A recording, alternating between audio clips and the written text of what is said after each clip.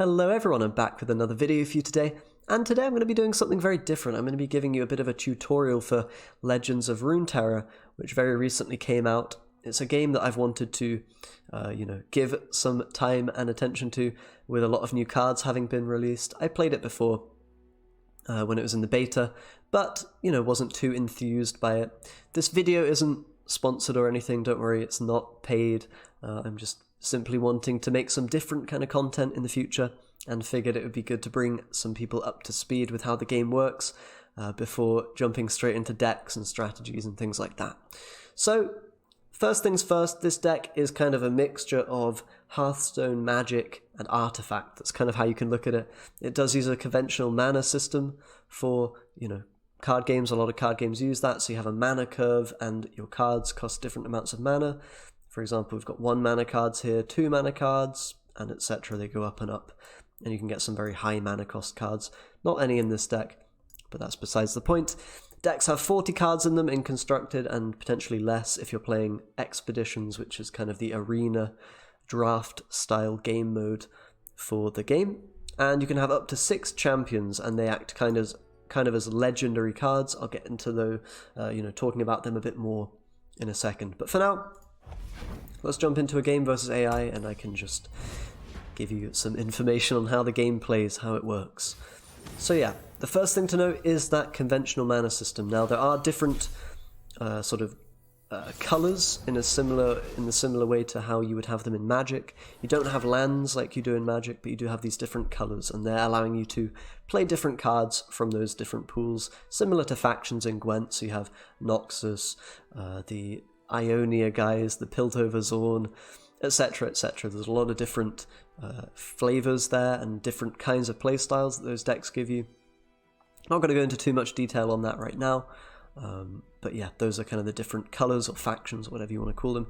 This deck is Noxus and Shadow Isles, a spider deck, nothing too crazy. I just want to get you, up to speed with some of the basics. So you have mulligans, of course. You can mulligan any amount of cards at the beginning of the game, throw those away.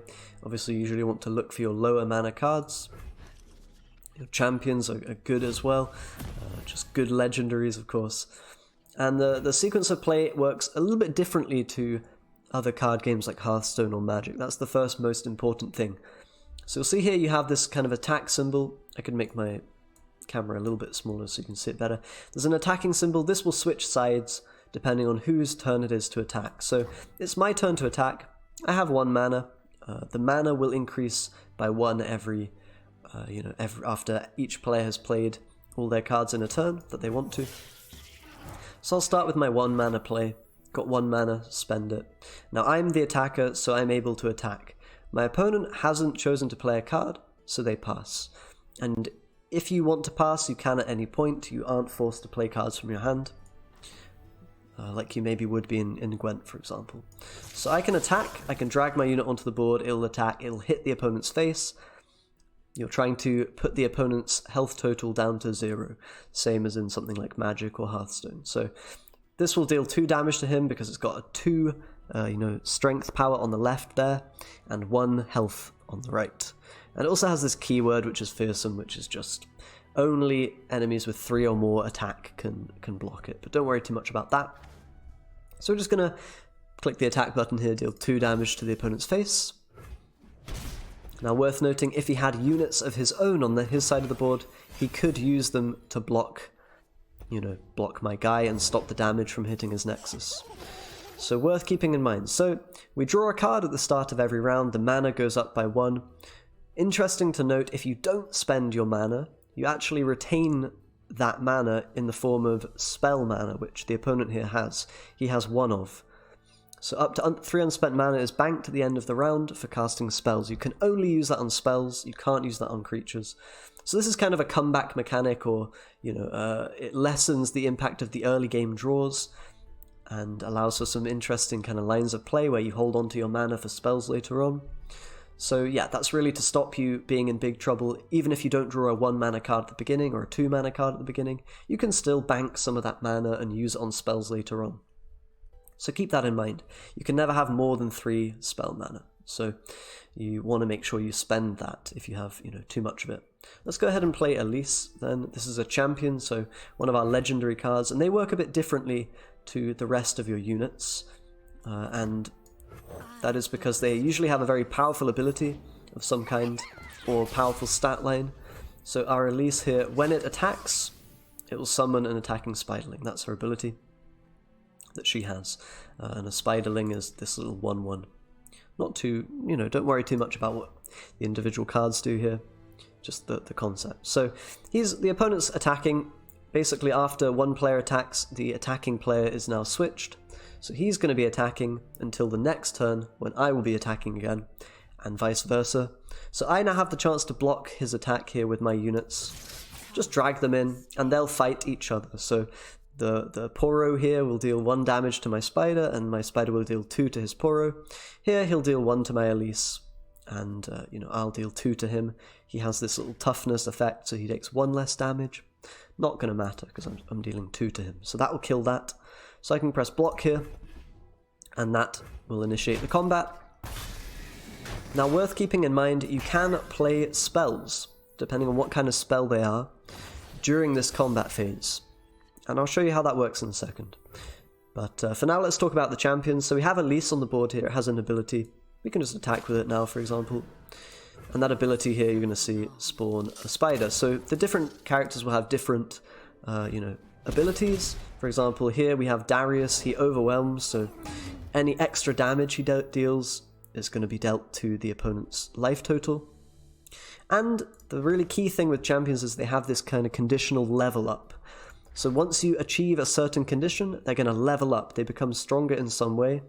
If you right-click on the card, it'll tell you how they become stronger. So the Elise will become a 4/3. Important to note, when the stats change, so it goes from a 2/3 to a 4/3, this will not reset their stats. So she won't become a 4/3. She'll actually become a 4/2 when she levels up, because I've already taken damage on her. So that's an important thing to keep in mind.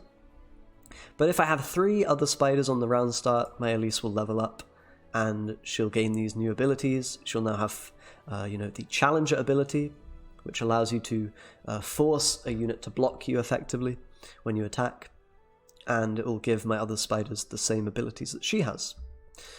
So that's a key thing to keep in mind. I'll show you how that works. I'll play a house spider here, spawn a bunch of spiders. So now the condition is met. When the round ends, she will level up. Let me change into something more. And you see she's a 4/2, so she gains that 1 attack, or the 2 attack rather, but it doesn't reset the stats. So important to keep that in mind.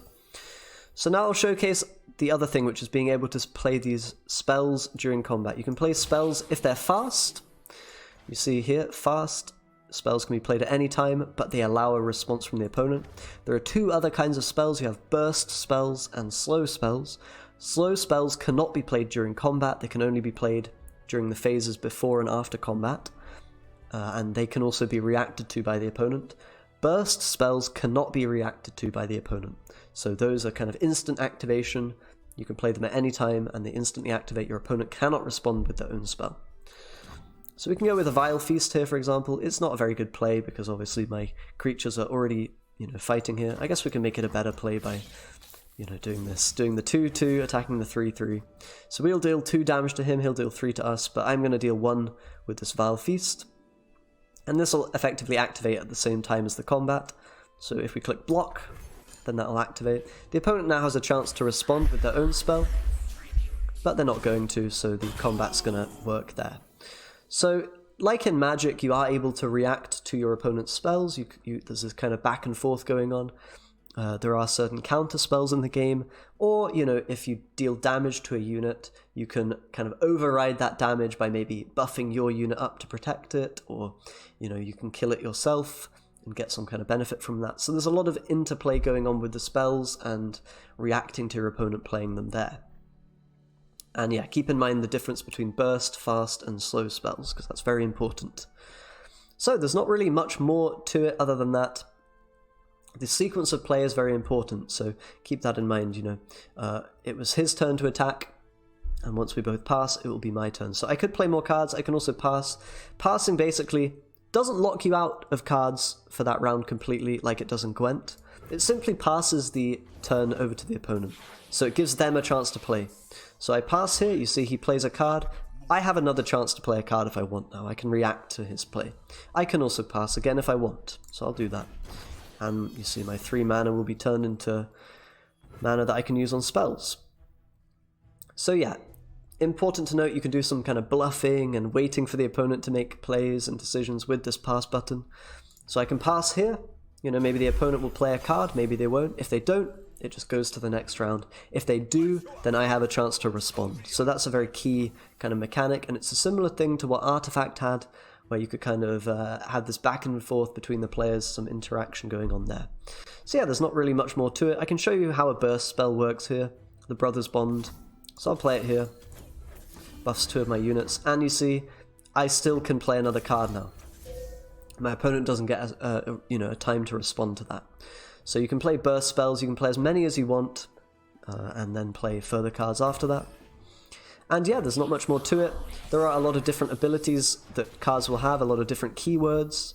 You know, so the Challenger one, for example, I can pull units in to fight me, or, you know, you've got stunning units, which means they, can't attack or block for the rest of the round. There's a lot of different things, and there's even more keywords with the new expansion kind of thing that came out. So keep that in mind. You know, you'll be able to learn a lot of these keywords if you play yourself. I won't, look at all of them too much. So we can't attack here. We're not the attacking player. We just got to pass. And then once this turnover is over, we become the attacking player, could attack in. I'm not going to, bore you too much with playing the game out. But those are pretty much the basics of the game. Once you have all of that down, then you should be doing fine. And yeah, do check out my other videos, of course, if you want some decks and stuff, or are interested more in the gameplay, because I'll be showcasing some of that. So thanks a lot for watching, guys. Do have fun out there, and I'll see you next time. Bye.